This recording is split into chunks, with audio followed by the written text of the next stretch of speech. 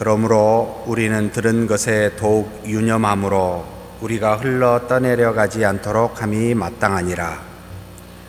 천사들을 통하여 하신 말씀이 견고하게 되어 모든 범죄함과 순종하지 아니함이 공정한 보응을 받았거든 우리가 이같이 큰 구원을 등한히 여기면 어찌 그 보응을 피하리요. 이 구원은 처음에 주로 말씀하신 바요 들은 자들이 우리에게 확증한 바니 하나님도 표적들과 기사들과 여러 가지 능력과 및 자기의 뜻을 따라 성령이 나누어 주신 것으로서 그들과 함께 증언하셨느니라. 히브리서 1장의 요약을 우리가 지난번에 나누었습니다. 하나님이 우리에게 주신 두 가지 형태의 말씀이 있다라고 1절에 나옵니다. 첫 번째는 옛적의 여러 선지자들을 통해 여러 부분과 여러 모양으로 우리 조상들에게 주신 말씀이다. 이건 뭐지요? 구약입니다. 토라라고 하는 율법서, 선지서, 역사서, 시가서에서 여러 선지자들에게 여러 모양과 여러 부분으로 알려주신 말씀, 구약의 말씀입니다. 이게 첫 번째 말씀이요. 두 번째 말씀은 이 모든 마지막 날에 누구를 통해 주신 말씀? 아들을 통해 주신 말씀이 두 번째가 있다. 예수님에 대한 가르침들을 말하고 있습니다. 지금 히브리서 기자가 바울이 이 히브리서를 썼을 때 신약성경 27권이 다 모아져 있는 그와 같은 형태는 아니었습니다. 그래서 그들이 신약의 모든 저자들이 성경이라고 쓴 것은 전부 다 구약을 가리킵니다. 그러면 신약에 대한 27권이 없는 이것을 뭐라고 이야기했냐면 디다케, 가르침들이라고 이야기합니다. 예수님에 대해서 가르치는 가르침들이 나중에 신약 성경으로 형성이 됩니다. 그래서 하나님의 말씀과 가르침들로 성경이 구성되었다라고 보시면 됩니다. 그래서 이 히브리서 기자인 바울은 두 번째 말씀 누구를 통해 줘요? 마지막 날에 아들을 통해 주신 말씀. 그때 어떤 말씀이 더 커요? 더 중요해요? 선지자를 통해 주신 말씀보다 뒤에 아들을 통해 주신 말씀이 많다. 그것을 증거하기 위해서 천사와 예수 그리스도를 비교해서 천사보다 훨씬 더 뛰어난 예수 그리스도를 먼저 증거합니다.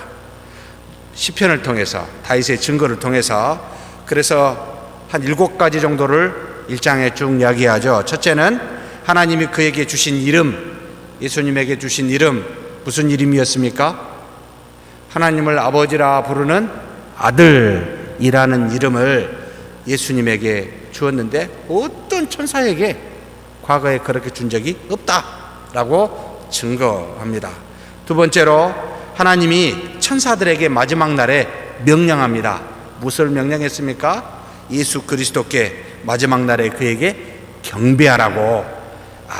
예수님보다는 한참 밑에 있는 천사들이구나. 세 번째, 천사들은 예수님께서 어떻게 부리는 바람이나 불꽃처럼 사역자로, 종으로 부리는 존재들이구나. 네 번째로 예수님에 대해서 직접 증거하는데 구원의 하나님으로서 우리에게 영원하시고 공평하신 규를, 잣대를 갖고 계신 분입니다. 의를 사랑하고 불법을 미워하신 분이십니다 라고 구원주로서 증거하고 창조주로서 증거하는 것은 없어지지도 아니하고 그렇다고 변하지도 아니한 영원히 계시는 분이 바로 제2의 하나님 예수 그리스도이십니다 라는 것을 증거함으로 천사보다 뛰어난 하나님이심을 이야기합니다. 또 그분은 부활하여 어디에 계십니까? 지금 하나님의 보좌 우편에 계십니다. 이 말은 무슨 뜻입니까? 하나님과 동급입니다. 이 땅에 오시사 다시 부활하셔도 하나님 보좌 우편에서 하나님과 같은 통치의 자리에 앉아 계신 분이십니다 라고 이야기하면서 마지막 천사에 대해서 이야기하며, 천사는 누구로부터 보내심을 받았습니까? 하나님으로부터 보내심을 받아 누구를 위해? 구원받은 자들을, 상속받은 자들을 위해서 섬기는 영으로 보내심을 받았습니다. 그러니 천사는 하나님의 종으로 이 땅에서 하나님의 택한 구원받은 사람들을 하나님의 명령을 따라 전하여 섬기는 그와 같은 일을 하고 있는 존재입니다 라고 천사를 통해 주신 말씀, 하나님의 아들 예수 그리스도를 통해 주신 말씀을 천사와 이 아들 예수 그리스도를 비교하여 훨씬 더 뛰어난 하나님의 같은 말씀이지만 아들을 통해 주신 말씀이 훨씬 중요함을 이야기합니다. 근데 왜 이런 이야기를 이 히브리서 기자가 이야기할까요? 제가 이야기했는데 잊어버렸죠. 당시에 유대인 기독교인들이 핍박을 받았습니다. 누구로부터? 핍박은 크게 두 가지로 왔습니다. 첫째는 유대인들로부터, 둘째는 로마의 정치 황제로부터 핍박이 두 가지 왔는데 AD 65년 이후부터는 완전히 로마의 황제로부터 핍박이 오고 예수님 시대부터 이 로마의 황제 핍박 이전까지는 같은 동족인 유대인들로부터 핍박을 받았습니다. 대체적으로 유대인 기독교인들한테 유대인이 핍박을 했습니다. 어떻게 핍박을 했죠? 크게 세 가지라고. 정치적으로, 종교적으로, 민족적으로. 정치적으로는 메시아, 정치적 해방을 기다리는 이 메시아를 기다리고 있는 유대인들에게 기독교인들은 뭐라고요? 영적인 메시아를 이야기하고 영적으로 구원받음을 이야기하니 민족적으로 해방에 대해서, 정치적으로 해방에 대해서 별 도움이 안 돼요. 그래서 핍박했습니다. 종교적으로는 뭐요? 아니, 하나님 한 분만 믿어야 되는데 뭘 믿어요? 아들을 믿어요, 예수를. 또 무슨 성령을 믿어요. 하나님은 한 분이라니까요. 왜 자꾸 세 분이라고 이야기하지? 이 이단들아 라고 핍박을 줬던 게 유대교의 유일신 사상의 종교적 핍박이었습니다. 그래서 이단이라는 핍박을 받았습니다. 민족적으로는 또 왜 핍박을 받았죠? 자신들은 선민 사상입니다. 교회 갔더니 누구랑 같이 있어요? 이방인들하고 같이 있네. 형제 자매라고 또 이야기 안 해? 뭐 이런 더러운 사람들이 있지? 라고 생각해서 기독교인들을 완전히 핍박했었던 당시의 상황. 그래서 유대인 기독교인들은 이 유대인들로 핍박으로부터 벗어나고 싶어서 다시 유대교로 개종하려는 당시의 상황을 보고 히브리서 기자가 유대인들이 받아들이고 있는 그 율법, 천사들이 준 율법이다. 모세에게 천사가 준 율법인데 그 아들을 통해 주신 이 예수 그리스도를 통해 주신 말씀이 훨씬 더 위대하다. 그러니 흔들리지 말아라 라고 구약의 말씀을 통하여 증거하면서 유대인 기독교인들에게 힘을 주고 위로하기 위하여 히브리서를 썼습니다. 이해가 되셨죠? 그러면 2장에 들어가서 나누겠습니다. 자, 1절을 제가 그냥 원어로 풀어드리겠습니다. 이것들을 통해 우리가 떠내려가지 않도록 우리가 들은 것에 더욱 유념할 필요가 있습니다. 무슨 말입니까? 이것들을 통해 디아 투토라는 말을 썼는데 이 앞에 있는 것들 1장의 말씀을 통해 라는 겁니다. 구약에 하나님이 주신 시편의 말씀을 통해서 이미 예수님에 대해 훨씬 더 위대함을 말했는데 이것들을 통해 증거되어 있지 않느냐라고 말하면서 우리가 유념해야 된다는 겁니다. 지금 무슨 말을 합니까? 지금 현재 당시에 두 가지를 교훈하고 있습니다. 우리를 흘려 떠내려갈 수 있는 당시의 세상의 조류가 있는데 그게 뭐였죠? 바로 유대교라는 메이저리티라는 사회의 거대한 유대교의 흐름이 있는데 이것으로 인해 수많은 핍박이 와요. 사랑하는 성도 여러분, 지금의 시대의 거대한 조류는 무엇이라고 보입니까? 저와 여러분에게 믿음으로 말씀을 가지고 그리스도를 믿는 믿음으로 살아가지 못하도록 세상의 거대한 조류, 당신은 유대인 기독교인들한테는 유대교였는데 지금은 무엇이라고 생각하십니까? 예? 무엇을 가장 영향을 많이 받습니까? 이것은 결혼하기 전에 젊은 사람들한테 배우자감을 어떤 사람을 1순위로 꼽습니까? 물어보면 당장에 나타납니다. 1순위가 뭐죠? 마음이 심성이 착한 사람이라고 생각하신 분, 우리 어르신들은 그러셨을 거라고 생각이 드는데 여기 결혼 안 한 아무도 없네요. 정말 너무합니다. 우리 있네. 죄송합니다. 한 분 딱 있네요. 한 분 있어가지고 물어보기가 더더욱 곤란하네요. 배우자감이 1순위가 누굴까요? 자, 제가 1, 2, 3, 4를 이야기할게요. 1번 심성이 착한 사람, 2번 믿음이 너무 좋은 사람, 3번 능력 있는 사람. 여기까지 하면은 몇 번을 고를까요? 3번을 고르겠죠. 이 능력은 좀 더 구체적으로 표현하면 뭘까요? 무슨 능력을 말할까요? 연애를 잘하는 능력을 말할까요? 사랑을 잘하는 능력을 말할까요? 아닙니다. 돈을 잘 버는 능력입니다. 두 가지입니다. 부모님이 돈이 많든지 너가 돈을 잘 벌든지 이 둘 중에 하나의 능력은 있어야 결혼의 대상이다.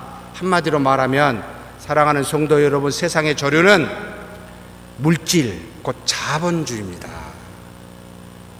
가장 중요한 기준은 현재 모든 여러분 크리스천들도 마찬가지입니다. 기도할 때 응답을 해 주십시오라고 간절히 기도하는 제목 중에 내 자녀가 믿음이 강한 사람이 되도록 원합니까? 아니면 돈을 잘 벌 수 있는 능력을 주십시오라고 혹시 기도합니까? 생각해 보시면 반성이 좀 될 겁니다. 어떤 교회가 정말 좋은 교회입니까?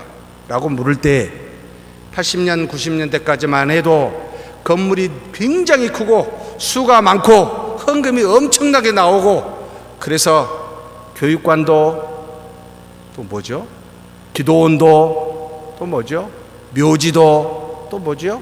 선교지에 가서 뭐까지 지은 이런 교회가 좋은 교회, 은혜 받은 교회라고 이야기를 했지, 정말로 한 사람 한 사람이 하나님의 말씀으로 성숙하게 되어 참된 신자로 커가는 수와 상관없이 그런 교회가 좋은 교회라고 생각지 아니하였었던, 정말 집회만 열면 엄청난 사람이 여의도에 모였었던 80년대 90년대의 사고, 아무도 그것이 잘못됐다고 생각지 아니하였습니다. 왜 그랬을까요? 세상의 조류였으니까요. 기독교와 세상이 딱 합해서 함께 가니까 하나님의 은혜는 복으로 주시는데 눈에 보이는 물질의 자본주의에서 가장 잘 되는 것이 이 땅에서 하나님이 주신 복이라 라고 생각하도록 우리의 믿음을 변질시켜 놨습니다. 정말 무서운 시대에 있었어도 자각하는 자가 아무도 없었습니다.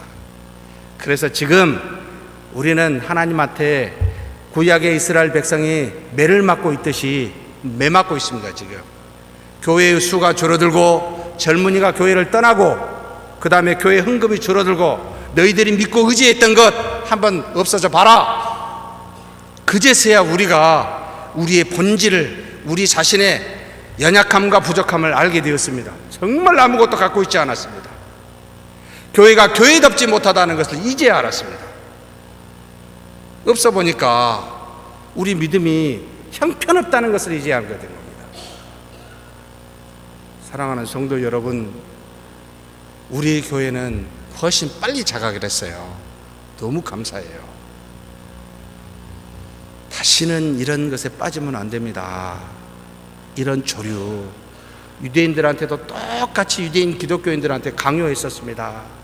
유대교를 갖지 아니하면 종교적으로, 정치적으로, 사회적으로, 민족적으로 여러분 혜택을 받지 못하고 고난을 받고 피해를 받고 손해를 받을 수밖에 없는 시대에 그들은 마이너리티로서 출발했었습니다. 굉장한 유혹입니다. 지금도 교회 안에 믿음을 가지고 있다 하지만 세상의 수많은 자본주의 유혹 속에 여러분 우리는 영향을 받고 있습니다. 히브리서 기자는 이건 아니다. 그래서 구약의 말씀을 말하면서 이것보다 더 위대한 두 번째 교훈인 우리가 들은 것에 대해 더욱 유념할 필요가 있다, 이렇게 지금 가르친 겁니다.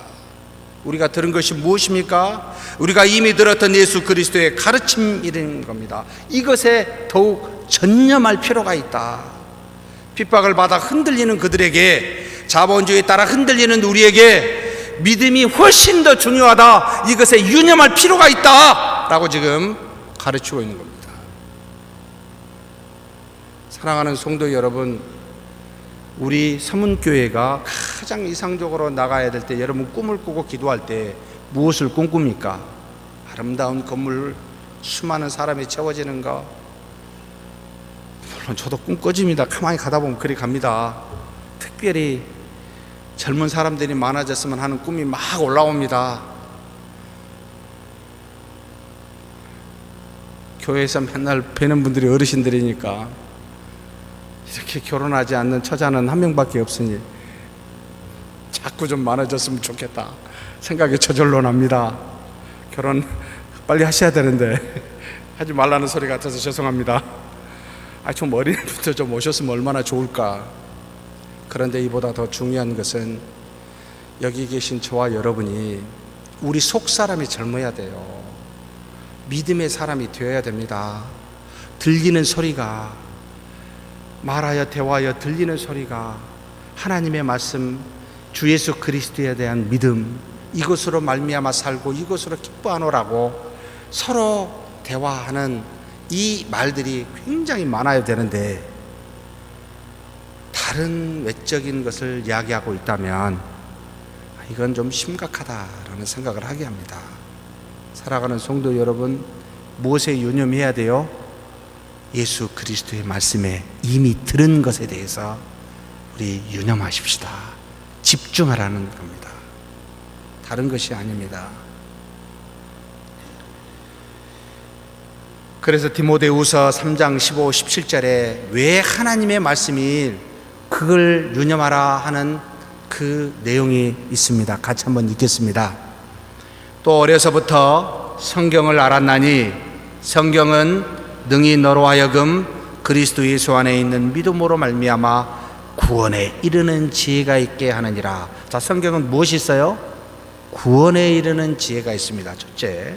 두 번째, 모든 성경은 하나님의 감동으로 된 것으로 교훈과 책망과 바르게 함과 우로 교육하기에 유익합니다. 성경은 무엇을 유익해요? 교훈, 책망, 바르게 함, 우로 교육하기에 유익합니다. 세 번째, 이는 하나님의 사람으로 온전하게 하며 모든 선한 일을 향한 능력을 갖추게 하려 함이라. 하나님의 사람이 되고 온전하게 되고 선을 향할 만한 능력이 어디에 있어요? 성경 하나님의 말씀에 있다는 겁니다. 세 가지 유익을 말해주고 있습니다. 구원에 이를 만한 지혜를 성경은 제공하고 있고, 교훈과 책망과 바르게 함과 우로 교육하기에 충분할 정도로 우리에게 이 말씀은 제공하고, 선을 행하려고 애를 써도 안 되잖아요. 그 능력이 또 성경이 제공한다. 그러니 성경이 얼마나 유익합니까? 그래서 히브리서 기자는 이 흔들리는 유대인 기독교인들에게 들은 말씀, 하나님이 주신 아들을 통해 주신 말씀, 이걸 붙잡으라, 유념하라 라고 가르칩니다. 저와 여러분이 그런 말씀에 유념한 그런 저와 여러분이 되기를 주의 이름으로 축복합니다. 2절에 천사들을 통해 하신 말씀이 경고하여 모든 범죄와 불순종이 공정한 대가를 받았거든 이라고 말합니다. 천사들을 통해 말씀하신 것이 무엇일까요? 1장 1절에 이야기를 했었죠. 뭐라고 나옵니까? 1장 1절에 옛적에 선지자들을 통하여 여러 부분과 여러 모양으로 우리 조상들에게 하신 말씀하신 하나님, 곧 여러분 천사를 통해 모세에게 준 율법, 구약의 말씀들을 이야기합니다. 천사를 통해 말씀하신 구약의 모든 말씀이 이에 해당이 됩니다. 그런데 이 말씀이 어때요? 경고하다라고 말을 합니다. 왜 경고하다는 말을 썼습니까? 하나님의 말씀이기 때문에 그렇습니다. 그 하나님이 비록 천사를 통해 준 말씀이라 할지라도 그 말씀대로 하나님이 행하시기 때문에 그것은 1.1핵도 없어지지 아니하고 견고하게 다 이루어집니다. 그런데 이와 같이 구약의 말씀도 견고하여 모든 범죄와 불순종이 공정한 대가를 받았거든. 이 말씀 때문에 이스라엘 백성이 공정한 하나님의 심판을 받았지 않느냐. 신명기 11장 26절에서 29절의 말씀이 이와 같이 우리에게 증거합니다. 같이 한번 읽겠습니다. 내가 오늘 복과 저주를 너희 앞에 두나니. 자, 복과 저주를 하나님이 이스라엘 백성입니다. 가나안 땅 들어가기 직전에 지금 그들에게 이야기합니다. 내가 오늘 복과 저주를 너희 앞에 두노니. 다 같이 읽겠습니다. 너희가 만일 내가 오늘 너희에게 명하는 너희의 하나님 여호와의 명령을 들으면 복이 될 것이요. 복을 받는 것은 어떤 것이죠? 하나님의 명령을 들으면, 순종하면 복을 받는다. 천사를 통해 구약에 주신 말씀입니다. 그 다음 28절 읽겠습니다. 너희가 만일 내가 오늘 너희에게 명령하는 도에서 돌이켜 떠나 너희의 하나님 여호와의 명령을 듣지 아니하고 본래 알지 못하던 다른 신들을 따르면 어떻게 된다고요? 저주를 받으리라. 자, 복과 저주를 말했는데 복을 받는 길은 명령을 따라가면, 순종하면, 저주를 받는 것은 그 도를 떠나 지키지 아니하고 다른 신들을, 우상들을 따르게 되면 저주를 받는다. 29절을 같이 읽겠습니다. 내 하나님 여호와께서 내가 가서 차지할 땅으로 너를 인도하여 들이실 때에 너는 그리심산에서 축복을 선포하고 에발산에서 저주를 선포하라. 그리심산에서 하나님의 명령을 따르면 복이 있다.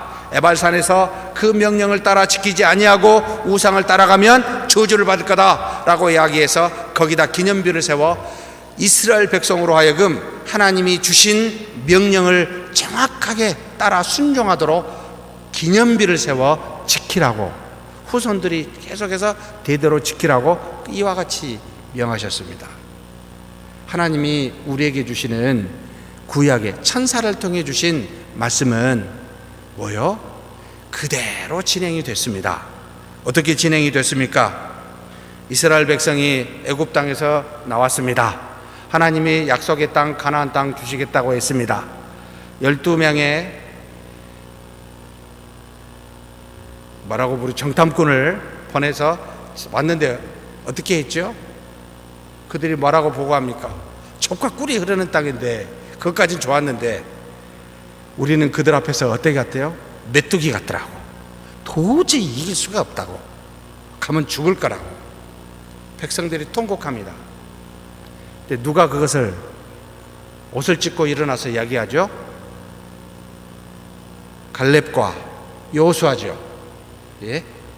하나님이 약속하신 땅이다. 하나님이 우리에게 명하여 주신 땅이다. 믿고 가자. 들었습니까? 안 들었습니까? 안 들었죠. 그래서 하나님께서 어떻게 하셨습니까?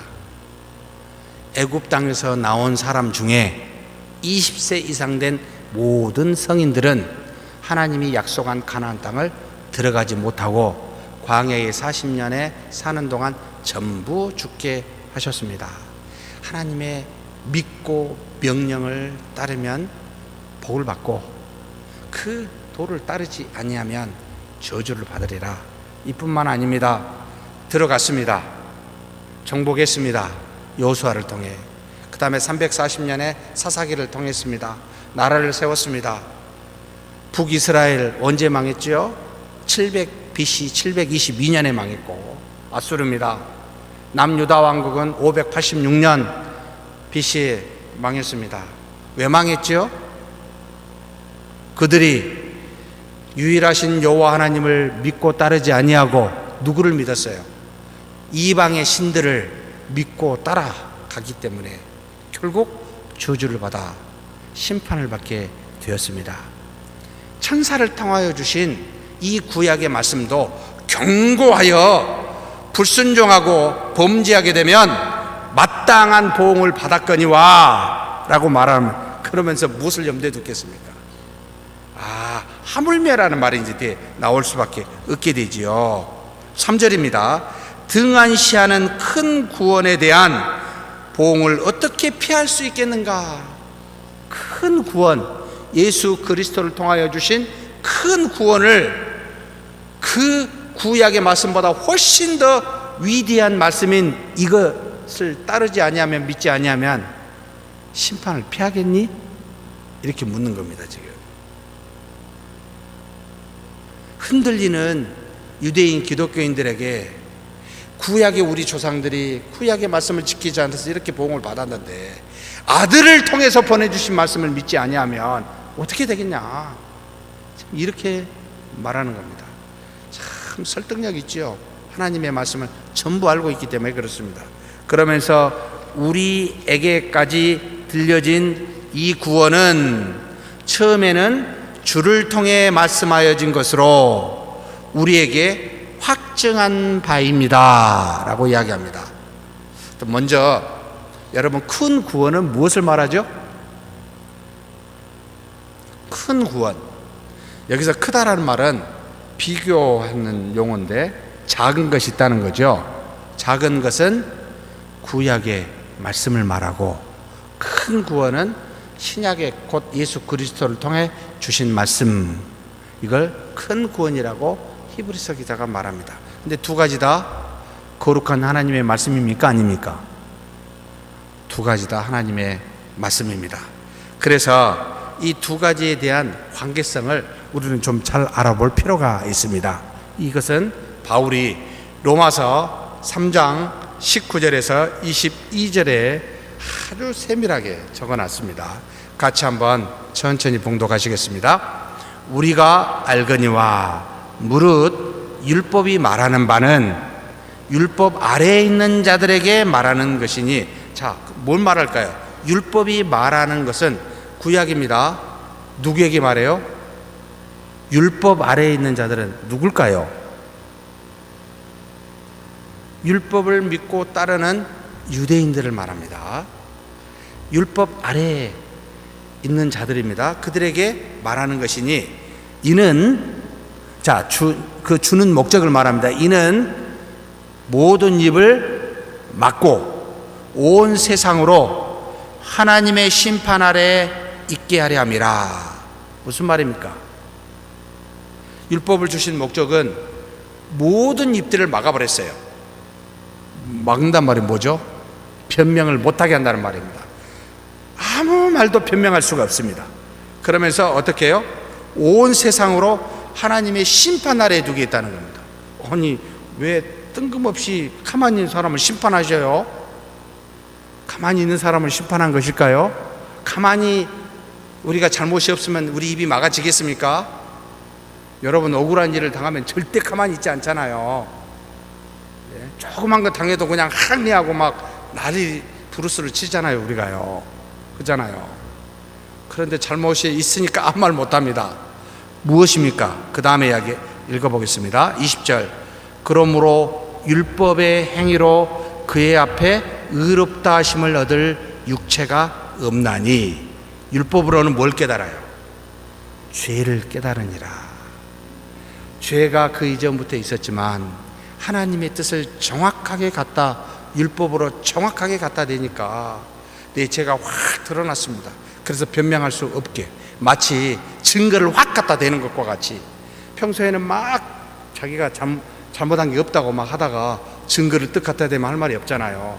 마치 율법은 율법 아래에 있는 모든 사람들에게 너는 죄인이니까 입 다물어, 스스로 깨닫게 하여 우리 입을 막게 하는 역할을 했습니다. 율법의 중요한 역할이 여기에 있었습니다. 그런데 이것으로 끝나면 죄의 문제가 해결이 됩니까? 안 됩니까? 죄인인 줄 알고 내가 죄를 지었다는 사실을 알았는데 죄의 문제를 해결받을 수가 없었습니다. 그래서 다시 그 다음에 나옵니다. 이제는 21절 같이 읽겠습니다. 율법 외에 하나님의 한 의가 나타났으니, 하나님의 의가 또 나타난 거예요. 모세를 통하여 준 의만 나타난 게 아니고 또 한 의가 또 나타났어요. 났으니 같이 읽겠습니다. 율법과 선지자들에게 증거를 받은 것이라. 율법과 선지자들은 뭘 말하죠?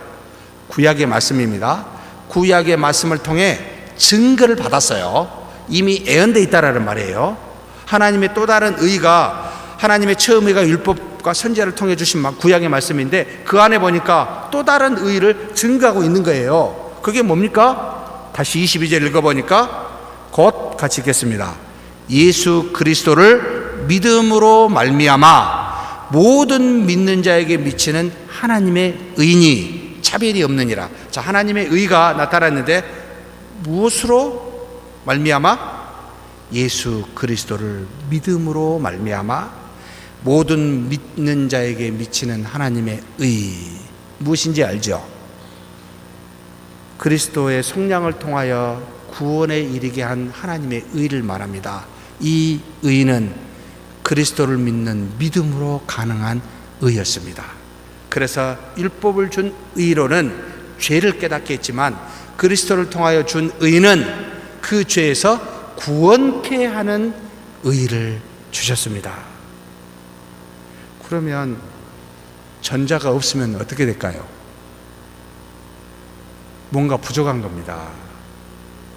구약의 율법이 없으면 죄인이라는 사실을 깨닫지 못하고 그리스도가 이 땅에서 구원에 이르고자 한다는 사실에 대해서 우리는 반쪽짜리 제대로 그리스도를 믿는 믿음이 안 생깁니다. 그래서 그리스도께서는 율법을 폐하러 왔습니까? 완성하러 왔습니까? 완성하러 왔다는 말을 쓰는 겁니다. 반드시 먼저 우리의 유아, 유치 또는 유초등부, 중고등부 시절을 거치고 뭐가 됐어요? 성인이 되듯이 어느 날 갑자기 성인으로 뿅 나타난 게 아니듯이 하나님의 구원의 의는 점진적으로 우리의 역사 안에서 점차적으로 우리에게 충분히 이해하고 알 수 있도록 오랜 시간을 거쳐서 하나님이 역사하여 제시한 겁니다. 천사를 통하여, 종을 통하여, 다음에는 아들을 통하여, 그래서 구원을 완성시키셨습니다. 정말 놀랍죠. 나 같으면 한순간에 어떻게 해버릴 것 같은데 전지전능하지 않는 나도 그런 생각을 하는데, 나는 능력이 없으니까 그럴 생각이라도 해보지만 능력이 있으신 분은 그렇게 안 하시고요, 우리와 같이 낮아지사 우리의 눈높이에서 율법을 주시고 그리스도를 보내사 구원을 이루셨습니다. 그래서 그걸 생각하면 하나님이 사랑이로다라는 이야기가, 그런 고백이 나오는 겁니다. 사랑하는 성도 여러분, 이게 바로 구원의 완성, 큰 구원이라는 말을 그래서 쓰는 겁니다. 자, 이 큰 구원을 등한시하면 어찌 보응을 피할 수 있겠는가? 천사로 준 것이 아닌 이보다 더 큰 하나님의 아들 예수 그리스도로 말미암아 주신 구원을 받아들이지 아니하면 이에 따른 심판을 어떻게 피할 수 있겠느냐라는 겁니다. 구약에 택한 그 백성들도 하나님으로부터 심판을 받았거든. 이 큰 구원 그리스도를 믿지 않는 사람의 어떻게 그 심판을 피할 수 있겠느냐? 우리는 믿잖아요. 얼마나 감사한지 모릅니다. 오직 하나님의 아들 예수 그리스도를 통해 주신 말씀으로 우리는 구원에 이르렀습니다. 그래서 요한복음 12장 48절 50절 같이 한번 읽겠습니다. 나를 저버리고 내 말을 받지 아니하는 자를 심판할 이가 있으니 곧 내가 한 그 말이 마지막 날에 그를 심판하리라. 내가 내 자유로 말한 것이 아니요 나를 보내신 아버지께서 내가 말할 것과 이룰 것을 친히 명령하여 주셨으니 나는 그의 명령이 영생인 줄 아노라. 그러므로 내가 이르는 것은 내 아버지께서 내게 말씀하신 그대로니라 하시니라. 예수님이 말한 건 누가 준 거요? 아버지가 준 거라고요. 아버지가 준 걸 그대로 말하였고 그 말은 곧 뭐라고요? 영생이라고요. 그래서 하나님께서 아들 예수 그리스도를 통해 모든 것을 이루셨습니다. 예수님이 창조하여 낸 말이 아니고 하나님 아버지께서 구약의 율법을 주신 아버지께서 또한 그리스도에게 친히 말씀하여 주사 전체를 완성케 하셨다라는 말입니다. 그다음에 4절, 하나님의 뜻을 따라 그의 표적들과 기사들과 다양한 능력들과 성령의 임재가 함께 증언하고 있다 말합니다. 예수 그리스도의 말씀만 증언한 게 아니라는 겁니다. 하나님께서 그리스도 그 아들을 통해서 그 말로만 이 모든 큰 구원을 증언한 게 아니고 함께 증언한 게 있는데 무려 4가지를 말합니다. 표적들, 기사들, 다양한 능력들, 그 다음에 성령의 나눔이라는 표현을 썼습니다. 성령의 임재를 말합니다. 이 4가지를 통해 이 큰 구원을 함께 증언하고 있습니다. 자, 그렇다면 하나씩 봐보죠. 도대체 여기서 말한 표적들과 기사들이 뭔지 아세요? 항상 표적들과 기사들을 헷갈려 하시는데 표적과 기사는 전적으로 다릅니다. 기사들은 초자연적인 이적을 말하고 표적은 이적 속에 숨어있는 하나님의 뜻, 표시를 말합니다. 그렇다면 자, 하나님의 이적들은 우리가 잘 알죠. 항상 이적은 눈에 번쩍번쩍 띄니까 죽은 자들 살아났죠. 그건 이적입니다. 인간의 힘으로 불가능합니다. 그러면 그 안에 표적이 뭘까요? 하나님이 그렇게 죽은 자를 살리시면 나는 생명이 있는 자다 라는 표시를 거기에 해놓은 겁니다. 그냥 살리는 게 아니고, 또 병자를, 눈봉사를 고쳤죠. 왜요? 심심해서가 아니고 나는 세상의 빛이다 라는 표적이 그 안에 있었습니다. 또 귀신 들린 자를 내쫓았습니다. 무엇입니까? 나는 영들을 주관하는 권세가 있다 라는 것을 표시하고 있습니다. 또 병자를 고치고 바람과 바다를 꾸짖었습니다. 이 땅에 만들어진 모든 물리적인 것은 내 권한 속에, 권세 속에 있다 라는 걸 가르치고 있었습니다. 이처럼 하나님은 이적을 통해 우리에게 하나님의 뜻이 무엇인가를 표적으로 동시에 보여줘서 항상 표적과 이적이라는 말을 같이 사용을 했습니다. 복음서의 저자들이. 그리고 난 다음에 3번째, 다양한 능력들도 있었습니다. 뭔 능력이 있었죠? 사람의 마음을 아십니다. 대제사장과 바리새인들이 시험한 걸 다 아십니다. 저도 좀 그런 거 있으면 얼마나 좋을까. 속지 않을 수가 있어서. 근데 사람의 마음을 알면 얼마나 머리 아플까 이 생각도 해봤습니다. 그래서 안 주셨겠구나. 편안하게 살라고, 속으라고. 예수님은 다 아셔서 다 그 모든 문제를 헤아려서 하나님이 주신 말씀으로 가르치셨습니다. 뿐만 아닙니다. 미래에 대해서 어떻게 될지 예언하셔서 너는 나를 3번 부인할 거라고 이야기해서 교훈하시기도 하고, 자기가 어떻게 죽을 것을 미리 말씀하시기도 했습니다. 또 심지어 어떤 능력이 있었습니까? 수건이나 그림자만 지나가도 병자가 나왔습니다. 예수님한테는 이런 능력이 없었습니다. 누구에게? 바울과 베드로에게 그림자나 수건만 있어도 예수님보다 더 능력이 있었습니다. 놀랍습니다. 이와 같은 능력들이 예수님과 믿는 사람에게 증거되어 예수 그리스도가 주신 말씀은 큰 구원임을 확증하고 있었습니다. 그러나 이거보다 더 놀라운 게 있었습니다. 무엇이죠? 오순절날 누가 왔어요? 성령이 오사 임재한 것이 4번째였습니다. 큰 구원을 인치심으로 우리에게 확증하여 주셨습니다. 성령이 이 땅에 오심으로, 우리 안에 오심으로 하나님의 뜻이 무엇인지를 분별하게 하고 진리 가운데 우리로 하여금 거하게 하고, 그리고 우리가 알 수 없는 무엇을 기도할지 모를 때마다 우리 속에서 탄식하며 하나님의 뜻을 따라 기도하게 해서 우리가 죄를 지었을 때 죄를 떠나서 우리로 하여금 다시 의롭게 살아갈 수 있도록 회개케 하고 능력을 주시는 그와 같은 지속적인 하나님의 인도하심. 그래서 내가 너희를 떠나는 것이 유익하다. 왜요? 누구를 보내게? 항상 모든 사람에게 떠나지 아니하시고 눈에 보이지 아니하지만 시간과 공간을 넘어 모든 사람에게 거주할, 내주할 보혜사 성령을 보내시기 때문에 예수님은 한 분이셔서 모두에게 동시에 임할 수가 없었습니다. 그래서 예수님이 가는 곳마다 따라다녀야만 했습니다. 그런데 예수님이 떠나가시고 난 다음에 성령이 오심으로 지금은 가만히 있는 우리에게 찾아오십니다. 정말 얼마나 은혜로운지 모르겠습니다. 이렇게까지 해서 큰 구원을 함께 확증하였노라 라고 히브리서 기자가 말합니다. 요한복음 10장 25절 같이 한번 읽겠습니다. 예수께서 대답하시되 내가 너희에게 말하였으되 믿지 아니하는도다. 내가 아버지의 이름으로 행하는 일들이 나를 증거하는 것이거늘. 예수님이 말씀해도 안 믿어요. 그러니까 뭐요? 네 가지를 준 거예요. 이적과 표적, 그 다음에 다양한 능력, 성령의 임재를 통해 여러분 예수님이 하나님의 아들임을, 우리에게 큰 구원에 이르게 하시는 하나님의 명령 말씀을 전하고 계신 분임을 알고 믿게 하셨습니다. 이래도 못 믿으면 도대체 어떻게 해야 됩니까? 답이 없습니다. 여기 있는 저와 여러분은 하나님의 말씀이 여기 있고, 이 말씀을 쓰신 분이 어디에 있습니까? 우리 안에 있습니다. 돌판에 새겨진 또는 종이에 새겨진 조문의 말씀, 마음에 새겨진 생명의 말씀이 두 가지가 동시에 있습니다. 이 둘은 틀릴까요? 그러니까 다른 말을 할까요? 같은 말을 하고 있을까요? 정확하게 같은 말을 합니다. 왜요? 저자가 한 분이니까.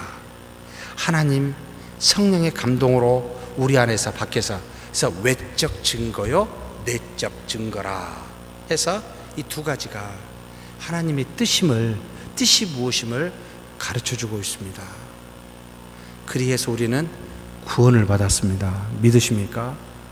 그러면 두 가지를 해야 됩니다. 하나님의 뜻을 알면 일단 우리의 눈을 가지고 뭘 봐야 될까요?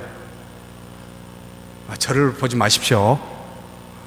저는 못생겼고 옆에 계신 분은 잘생겼을 겁니다. 근데 잘생긴 분도 보시면 안 돼요. 뭘 보셔야 돼요? 우리의 물리적인 눈을 가지고 성경의 말씀을 보시고, 눈에 보이지 않는 말씀은 우리 안에 있습니다. 이 말씀은 어떻게 합니까? 무엇을 해야 할 수 있습니까? 기도를 해야지요. 그래서 말씀과 기도로 못하여지니라. 디모데전서 4장 5절 거룩하여지니라. 이게 우리에게 주셨습니다. 그 두 가지를 통해 구원에 기뻐하는 저와 여러분이 되기를 주의 이름으로 축복합니다. 하나님 감사합니다. 천사보다 훨씬 뛰어난 하나님의 아들 그리스도를 통하여 우리에게 큰 구원을 이루게 해주시니 감사합니다. 하나님이 구약의 말씀을 통해 견고한 그 말씀을 듣지 아니하였던 택한 이스라엘 백성을 심판하였듯이 하나님의 큰 구원을 우리에게 주신 아들을 통하여 주신 말씀을 믿지 아니한다면 어찌 하나님의 심판을 피할 수 있겠습니까?